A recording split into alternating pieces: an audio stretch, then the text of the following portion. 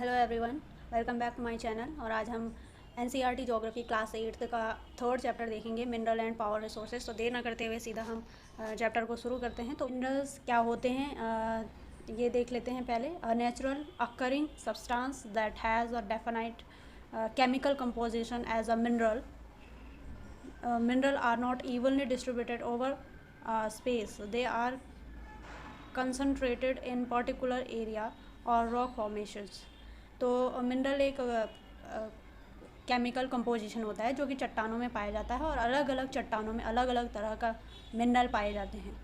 Evenly distributed नहीं होते हैं ये, जैसा कि लिखा हुआ भी है यहाँ पे कि these are not evenly distributed, क्योंकि अलग अलग चट्टानों में और अलग अलग जगह पर अलग अलग तरह से पाए जाते हैं।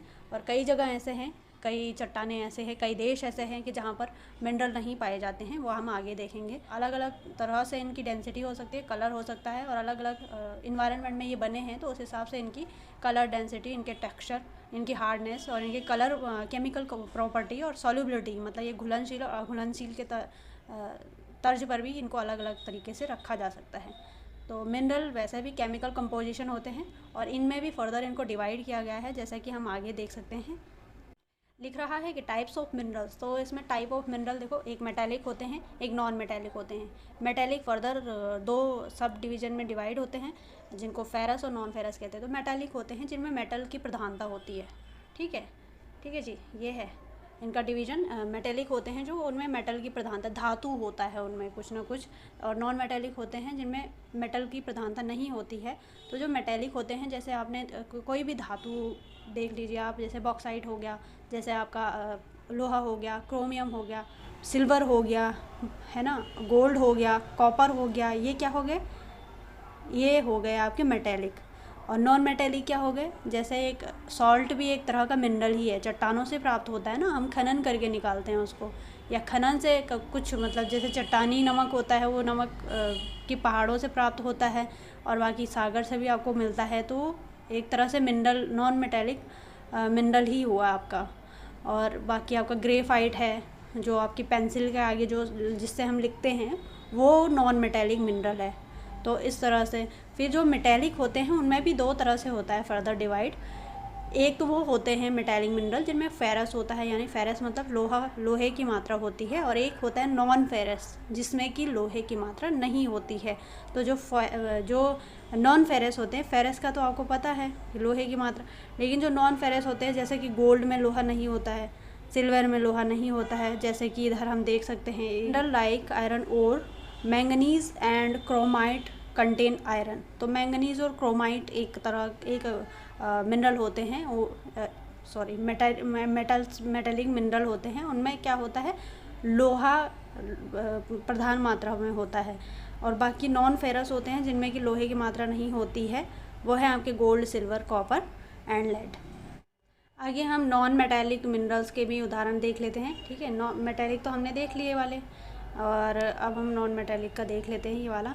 तो नॉन मेटेलिक मिनरल में आप क्या आ जाएंगे, लाइम स्टोन हो गया आपका, ठीक है, ये है लाइम स्टोन, माइका और जिप्सम, ये सारे एग्जाम्पल है नॉन मेटेलिक मिनरल।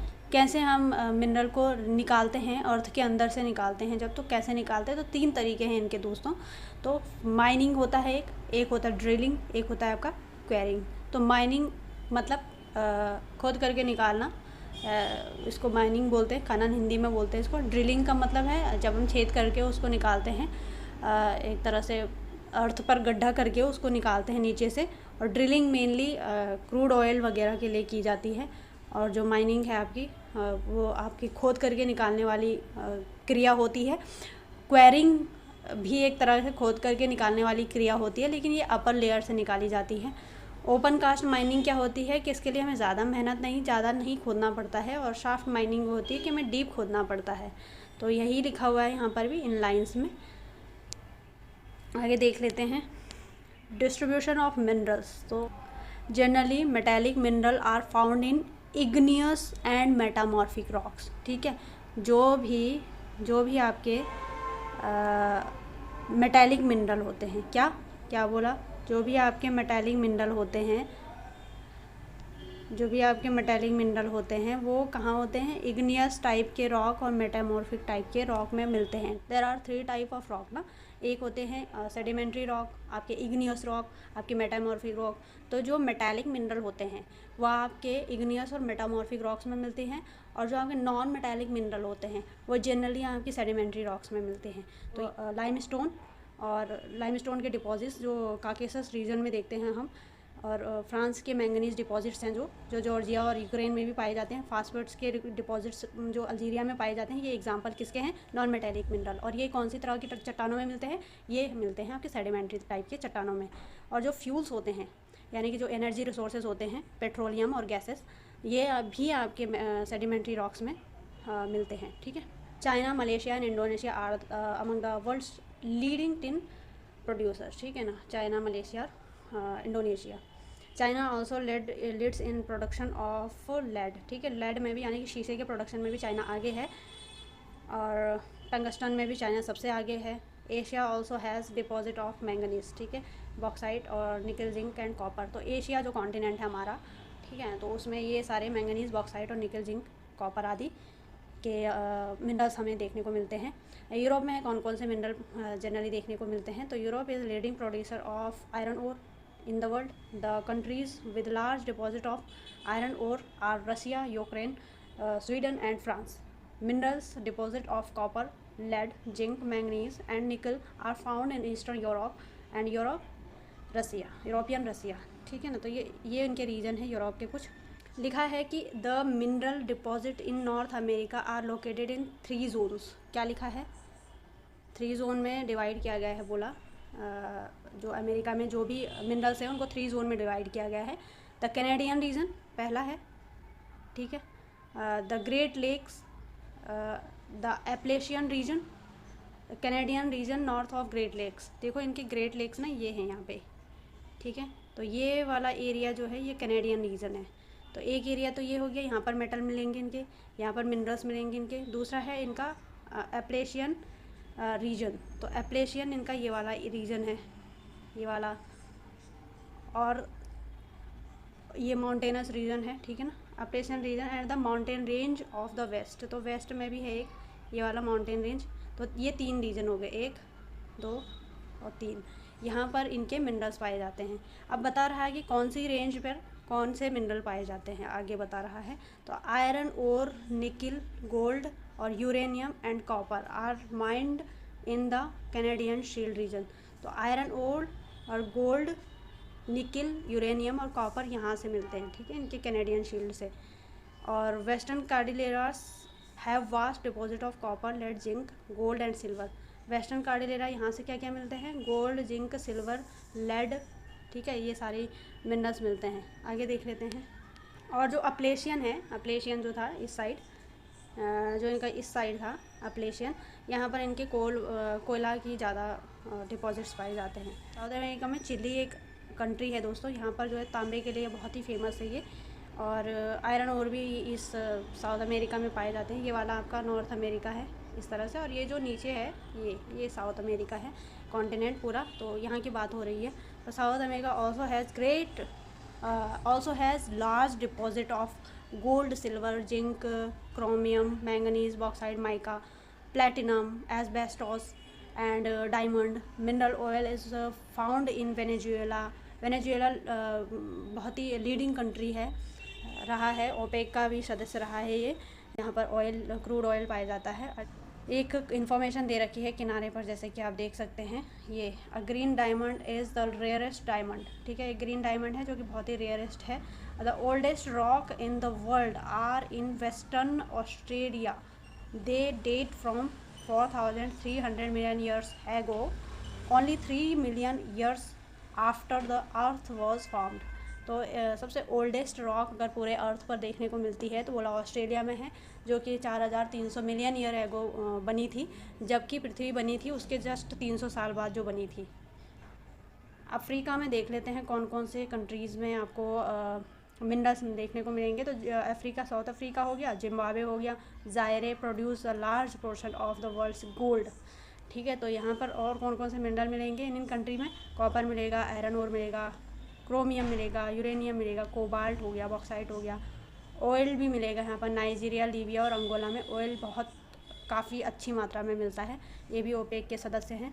आगे ऑस्ट्रेलिया में हमें क्या क्या मिलता है, तो gold, diamond, iron ore, tin मिलेगा, निकल मिलेगा, और copper, lead, zinc, manganese, Coolgardie और कालगुडी, ये बहुत ही फेमस खाने हैं, सोने के खाने हैं, ऑस्ट्रेलिया में पाई जाती हैं। जो अंटार्कटिका में देख लेते हैं, अंटार्कटिका भी एक महाद्वीप है। ये महाद्वीप के आधार पर, ये कॉन्टिनेंट्स के आधार पर वर्गीकरण बता रहा है, ठीक है।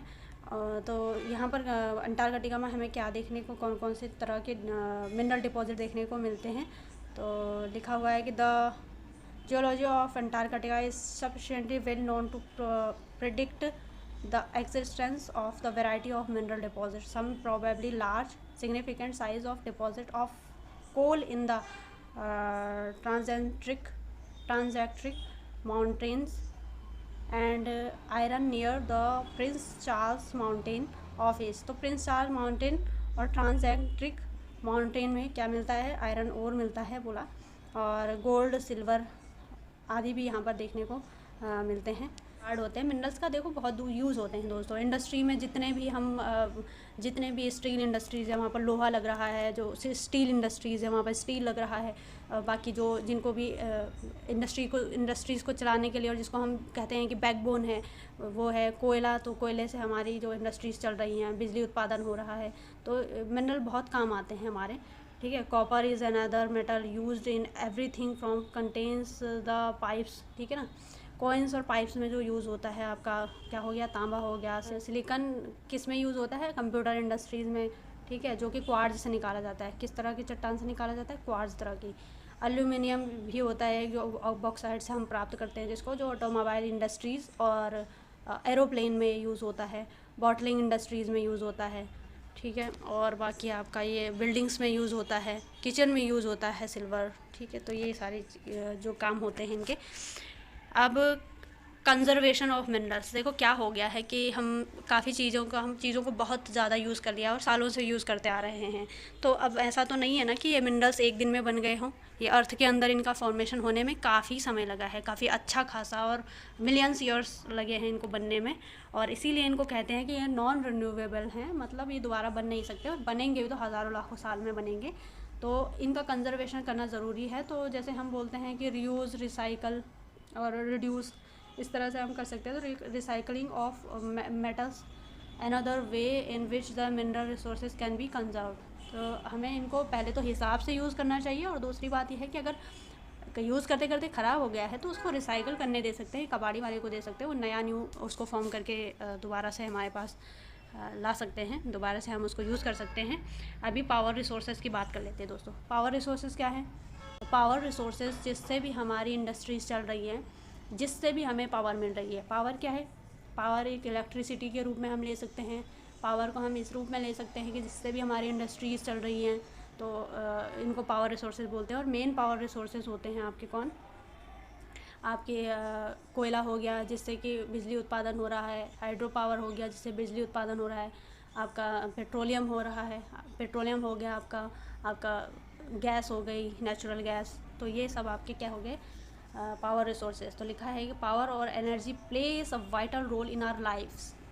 We also need power for industry, agriculture, transport, communication, defence. Power resources may be broadly categorised as conventional and non conventional resources, ठीक है। तो पावर रिसोर्सेज को हम बहुत जगह यूज़ करते हैं, ठीक है। कौन कौन सी जगह, industry, agriculture, transport, communication, defence. और जो पावर रिसोर्सेज हैं हमारे, तो इनको दो तरह से कैटेगराइज़ किया गया है, कन्वेंशनल और नॉन कन्वेंशनल। तो कन्वेंशनल क्या होते हैं दोस्तों, सरल शब्दों में बोलें तो ऐसे रिसोर्सेज जो हम सदियों से यूज़ करते आ रहे हैं। कन्वेंशनल का मतलब होता है, कन्वेंशनल का मतलब सतत होता है वैसे हिंदी में, और नॉन कन्वेंशनल असतत, मतलब जिनको हमने बहुत यूज़ अभी तक नहीं किया है, और इनके अल्टरनेट ऑप्शन में हम उनको यूज़ करने वाले हैं। और आजकल ही हम उनके यूज़ पर ज़्यादा फोकस कर रहे हैं, ताकि कि इनको हम थोड़ा सा बचा करके रख सकें, उनका लिमिटेड यूज़ हो सके, ताकि कि इनके अल्टरनेट में हम नॉन कन्वेंशनल रिसोर्सेज को यूज़ कर सकें, ठीक है। तो कन्वेंशनल में कौन कौन से रिसोर्सेज हैं, तो ये देख लेते हैं। फायरवुड है, तो फायरवुड क्या होता है? फायरवुड होते हैं जो जलाऊ लकड़ी होता है, जो हम घरों में चूल्हा जलाने के लिए यूज़ करते हैं, वो है फायरवुड आपका। और फॉसिल फ्यूल क्या होते हैं? Fossil fuel such as coal, petroleum and natural gases are the main resources of conventional energy. ठीक है, तो कन्वेंशनल एनर्जी में आपके फायरवुड भी हो जाता है, आपका कोल भी हो जाता है, आपका गैस हो जाता है, नेचुरल गैस, आपका पेट्रोलियम हो जाता है, और आपका हाइड्रो पावर हो जाता है। ये सारे आपके कन्वेंशनल में आते हैं, जो कि पहले से हम यूज़ करते आ रहे हैं। और आगे पहले हम ये देख लेते हैं कि कोल की क्या भूमिका है हमारी लाइफ में। तो थर्मल पावर भी बोलते हैं, इससे जो बिजली बनती है उसे हम थर्मल पावर बोलते हैं। और ये कोल जो है वो आपके सेडिमेंट्री रॉक्स में से निकालते हैं हम लोग, और ये कोयले को जलाते हैं जब हम, और फिर इससे इलेक्ट्रिसिटी बनाते हैं। तो जब इलेक्ट्रिसिटी बन जाती है तो इसी को हम थर्मल पावर बोलते हैं। और देश का 74% सबसे ज़्यादा इलेक्ट्रिसिटी हम कोल से ही बनाते हैं। ठीक है, और कोल पर ही हमारे बड़ी बड़ी इंडस्ट्रीज़ निर्भर करती हैं। तो कोयले की बहुत ज़्यादा महत्व है हमारी लाइफ में, और इंडस्ट्रीज़ का बैकबोन कहलाता है ये कोल। ठीक है, इसीलिए इसको बरीड सनशाइन भी कहते हैं। जब अर्थ का फॉर्मेशन हो रहा था तो आपको पता है कि बहुत सारे जीव जंतु बड़े बड़े दब गए थे, और ताप और दाब के कारण कई हज़ार सालों में कोल का निर्माण हुआ है। तो इसको बरीड सनशाइन भी कहते हैं इसीलिए। तो लीडिंग कोल प्रोड्यूसर कंट्रीज़ कौन कौन है आपके? चाइना हो गया, यूएसए हो गया, जर्मनी हो गया, रशिया हो गया, साउथ अफ्रीका हो गया, फ्रांस हो गया। The coal producing areas in India, Raniganj हो गया आपका, झरिया हो गया, धनबाद हो गया, बोकारो हो गया। ये सब किस में है? झारखंड में है। और पेट्रोलियम को देख लेते हैं, इसके एडवांटेज और डिसएडवांटेज, यानी कि लाभ और हानि, प्रोज और कॉन्स क्या क्या हैं इनके। क्योंकि इनसे हमें लाभ तो मिलता ही है, लेकिन कुछ इनके कॉन्सिक्वेंसेस भी हैं जो ख़राब हैं, तो उनको हम बाद में देखेंगे। पहले ये देख लेते हैं कि इनके बारे में इंपॉर्टेंट जानकारी। देखो, पेट्रोलियम क्या होता है? पेट्रोलियम भी सेडिमेंट्री रॉक्स से निकलता है। ये एक नॉन मेटेलिक मिनरल है। तो पेट्रोलियम और नेचुरल गैस ये दोनों एक ही साथ पाए जाते हैं। तो जहाँ पर सेडिमेंट्री रॉक होगी अर्थ के नीचे, ये है आपकी अर्थ। ठीक है, ये आपकी अर्थ है। इसके नीचे कहीं पर अगर सेडिमेंट्री रॉक होगी तो उसमें कोयला क्या कहते हैं, पेट्रोलियम होगा, जो कि तरल अवस्था में रहता है ऐसे। और पेट्रोल के ही ऊपर तैरती हुई आपको दिखेगी क्या? पेट्रोल के ऊपर ही तैरती हुई आपको पेट्रोल के साथ ही गैस, नेचुरल गैस मिलेगी। तो जब भी यहाँ पर ड्रिल किया जाता है, छेद किया जाता है, तो सबसे पहले इस गैस को निकाला जाता है। ठीक है, नेचुरल गैस जो हम एलपीजी के रूप में यूज़ करते हैं घरों में, सिलेंडर के अंदर खाना बनाने के लिए। और फिर ये क्रूड ऑयल निकाला जाता है, और क्रूड ऑयल के साथ ही इसकी और सारी इम्प्योरिटीज़ भी निकल जाती हैं। फिर जब इसको प्योर किया जाता है, क्रूड ऑयल को, इसको पेट्रोलियम को, ये पेट्रोलियम के रूप में नहीं निकलता है अर्थ के नीचे से, ये अर्थ के नीचे से पेट्रोलियम के रूप में नहीं निकलता है।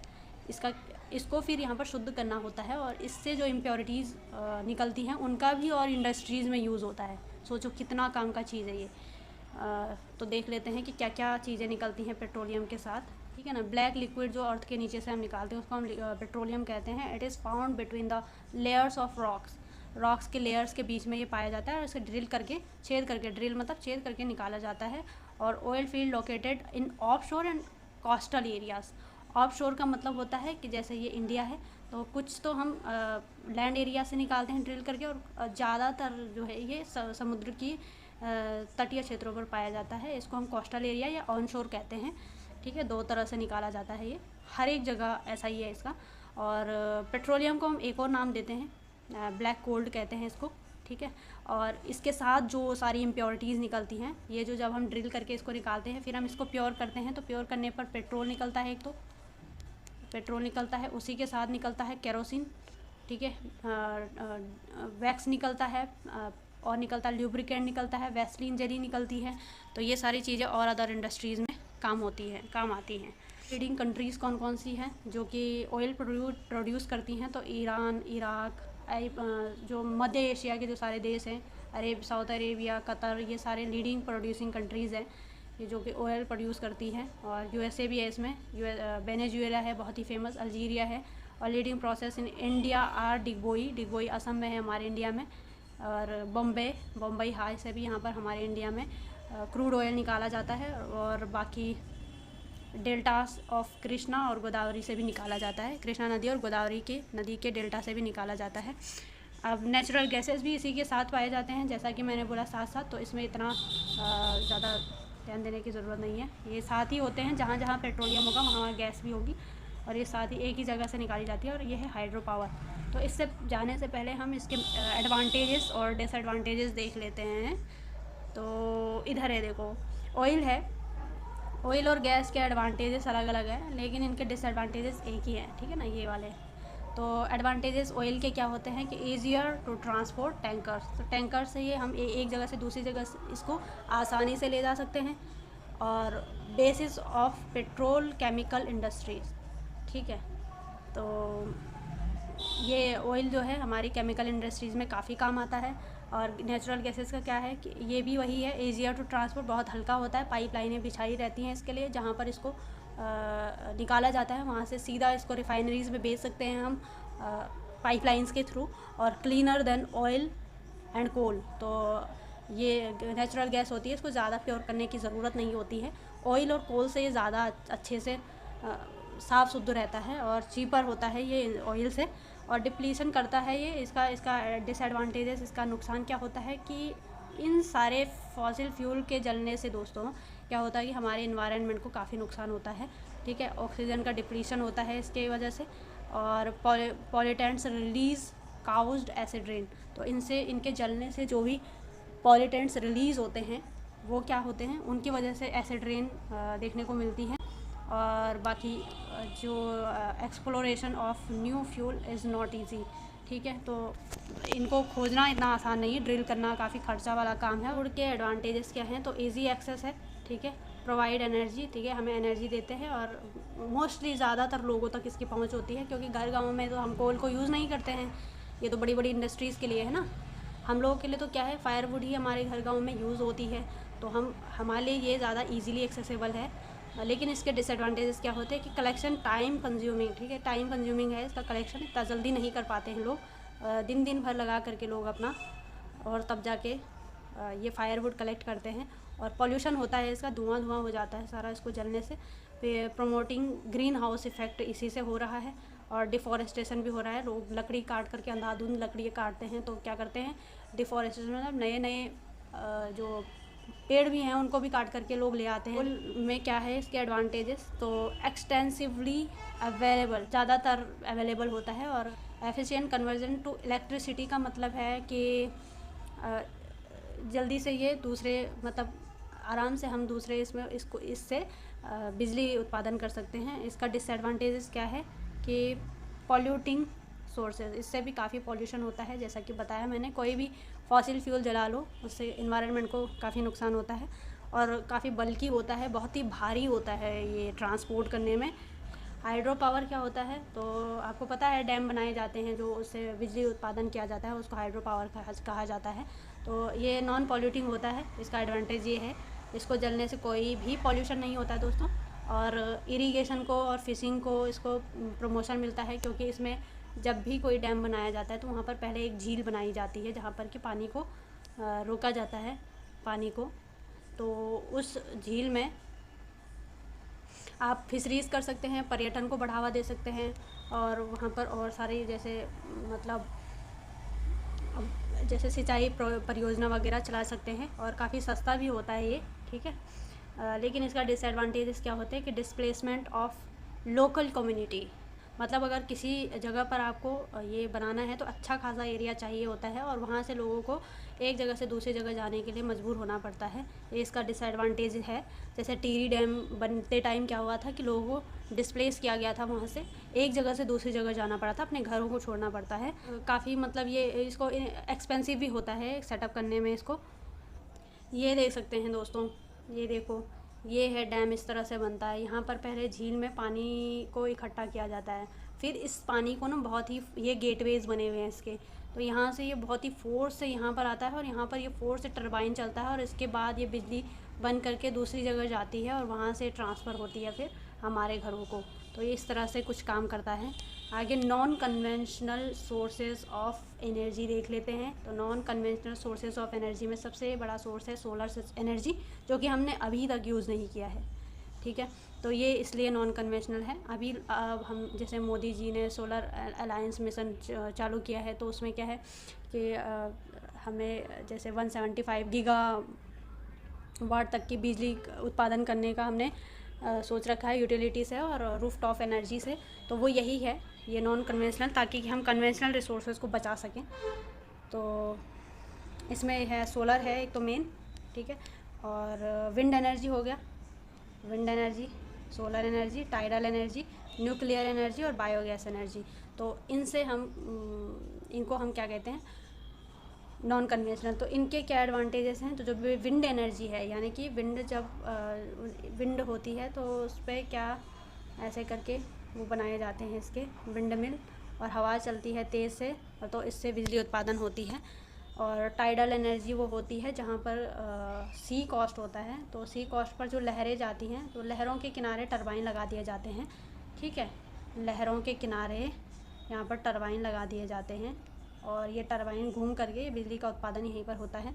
और न्यूक्लियर एनर्जी ये आपके यूरेनियम और बाकी जो एटमिक रिएक्शन से बनने वाली एनर्जी है ये। और बायोगैस आपको पता है, ये बायोगैस प्लांट होता है, इसमें आपके जो गोबर वगैरह या फिर कोई कंपोस्ट वगैरह के द्वारा यहाँ पर बायोगैस प्लांट से एनर्जी प्रोड्यूस की जाती है। तो इनके एडवांटेजेस और डिसएडवांटेजेस देख लेते हैं हम। तो सबसे पहले इसका देख लेते हैं विंड एनर्जी का एडवांटेज, नॉन पॉल्यूटिंग। पहले तो ये नॉन पॉल्यूटिंग है, ठीक है, इसमें कोई पॉल्यूशन, इसमें प्रदूषण कुछ नहीं होता है, और लो कॉस्ट प्रोडक्शन आता है इसका। इलेक्ट्रिसिटी वन सेटअप, एक बार सेटअप हो जाए तो इसका लो कॉस्ट आता है, और सेफ़ एंड क्लीन होता है ये। और इसका डिसएडवांटेजेस यानी कि नुकसान क्या होता है कि नॉइज़ पॉल्यूशन होता है इससे बहुत ज़्यादा, ठीक है। इससे जैसे वायु प्रदूषण नहीं होता है, लेकिन वायु प्रदूषण नहीं होता है, नॉन पॉल्यूटिंग है ना, वायु प्रदूषण नहीं होता है, इससे मृदा प्रदूषण नहीं होता है, लेकिन प्रदूषण के भी प्रकार है ना। तो नॉइज़ पोल्यूशन इससे होता है, जब हवा चलती है तो काफ़ी ज़्यादा इसके जो पूरा सेटअप पूरा घूमता है उसका सेटअप, तो वो काफ़ी नॉइज़ करता है। और विंड मिल्स कॉस्टली सेटअप, जो विंड मिल हम जिनको वो करते हैं, सेटअप करते हैं, वो काफ़ी ज़्यादा कॉस्टली होते हैं, ठीक है। और disturbs radio and TV reception, तो इस जगह पर रेडियो और टीवी रिसेप्शन को काफ़ी डिस्टर्बेंस होता है, हार्म ऑफ बर्ड। तो बर्ड को भी, जो पशु पक्षी होती हैं, अगर इन पर टकरा जाएं तो उनकी मौत तक हो जाती है। और जो सोलर एनर्जी है ये एग्जॉस्टिबल होती है और नॉन पॉल्यूटिंग होती है। इनएग्जॉस्टिबल मतलब जो कि सतत चलने वाली है, जो कि हमेशा रहेगा और ख़त्म नहीं होने वाले एनर्जी सोर्स है ये। और नॉन पॉल्यूटिंग, इसमें भी कोई प्रदूषण नहीं होता है, लेकिन ये एक्सपेंसिव होता है काफ़ी, ठीक है। जो सोलर पावर लगाते हैं हम, काफ़ी एक्सपेंसिव होता है। और टाइडल एनर्जी, इसका एडवांटेज क्या होता है, ये भी नॉन पॉल्यूशन, इसमें कोई वो नहीं होता है, पॉल्यूशन प्रदूषण इसमें कुछ नहीं होता है। इनएग्जॉस्टिबल है ये भी, काफ़ी सतत चलने वाला है, कभी ख़त्म ना होने वाला है। टाइडल जो है सी वेव्स से बनती है जो, और ये क्या है, वाइल्ड लाइफ हैबिटाट को डिस्ट्रॉय करती है। सपोज़ हमने समुद्र के किनारे अगर कहीं पर वो टर्मिनल लगा दिया और वहाँ पर हैबिटाट है मछलियों का, मछलियाँ वहाँ पर निवास करती है, तो उनको डिस्ट्रॉय, उसका घर बर्बाद हो जाता है। तो ये है, और डिफ़िकल्ट टू हार्नेस, और ये इसको मतलब कैरी करने में भी काफ़ी डिफ़िकल्ट होता है ये। तो ये इसके डिसएडवांटेजेस हैं। आगे है न्यूक्लियर एनर्जी, इसका क्या है, emit large amount of energy. तो न्यूक्लियर एनर्जी क्या है, लार्ज अमाउंट ऑफ एनर्जी आप एक ही बार में बना सकते हैं, ये इसका फ़ायदा है। और रेडियो एक्टिव वेस्ट बहुत ज़्यादा बन जाता है इससे, और एक्सपेंसिव भी है, तो ये इसका डिसएडवांटेज है। आगे बायोगैस है, तो लो कॉस्ट है ये इसका फ़ायदा है। और इजी टू ऑपरेट है, ये भी इसका फ़ायदा है। और make use of bio waste, जो बायो वेस्ट है, जो एनिमल्स के द्वारा उनका वेस्ट होता है, उसका यूज़ हो जाता है इसमें। और डिसएडवांटेज ये है कि ये ग्रीन हाउस इफ़ेक्ट को ये बढ़ावा देता है। जियोथर्मल का एडवांटेज ये है कि ये क्लीन और इको फ्रेंडली है। जियोथर्मल क्या होता है ये नहीं बताया था मैंने, कि तो अर्थ के अंदर जो है गर्म पानी के चैम्बर्स होते हैं, इसको यूज़ में ला करके टरबाइन के द्वारा अर्थ पर लाया जाता है इसको, और बड़ी बड़ी इंडस्ट्रीज़ में ले जा करके इससे बिजली बनाई जाती है। तो ये भी इको फ्रेंडली है और क्लीन एनर्जी का सोर्स है ये। और हमेशा अवेलेबल रहने वाला है। लेकिन इसका डिसएडवांटेज ये है कि ये located far away from cities, ठीक है। तो ये सिटीज़ में नहीं होता, ये जनरली पहाड़ी एरियाज़ में लोकेटेड है और इसका ट्रांसपोर्ट करना बहुत ही कठिन होता है इलेक्ट्रिसिटी का इसमें। तो अगेन ये बहुत कॉस्टली पड़ जाता है जियोथर्मल एनर्जी, और कठिन काम भी है ये एक। तो ये हमने देख लिया है। ये आप देख सकते हैं, ये हैं सोलर पैनल, देखो ऐसे लगा, ये गुड़गांव में भी लगा रखे हैं, ऐसे दीवारों पे भी लगा रखे हैं लोगों ने ऐसे। तो इसमें काफ़ी काम हो रहा है और काफ़ी अच्छा भी कर रहे हैं हम लोग। और ये आप देख सकते हैं यहाँ पर, ये न्यूक्लियर पावर प्लांट है जिससे कि न्यूक्लियर बिजली बनाई जाती है, काकड़ापाड़ा में है ये। तो ये है आपका क्या, जियोथर्मल एनर्जी। ये अर्थ के अंदर से ये हीट अप वाटर ले जा रहे हैं, फिर इससे फॉर्मेशन हो रहा है बिजली का, और ये टरबाइन चल के बिजली बन के और यहाँ पर बल्ब जला दिया गया है। ये आपका जियोथर्मल एनर्जी ये ऐसे काम करता है, ठीक है। ये वाटर वेल्स बनाए जाते हैं इसमें, ये पूरा ये रहा। अभी हम टाइडल एनर्जी का भी देख लेते हैं। ये देखो, ये समुद्र के किनारे ऐसे टरबाइन लगाए जाते हैं और फिर इससे विद्युत उत्पादन किया जाता है। और बायोगैस ये है, एक चैम्बर बना दिया जाता है और इसमें जो है बायो वेस्ट डाला जाता है और इससे विद्युत उत्पादन करते हैं। तो आज के लिए इतना ही। अगर आपको मेरी वीडियो पसंद आई होगी तो लाइक शेयर सब्सक्राइब ज़रूर कीजिएगा। Thank you so much.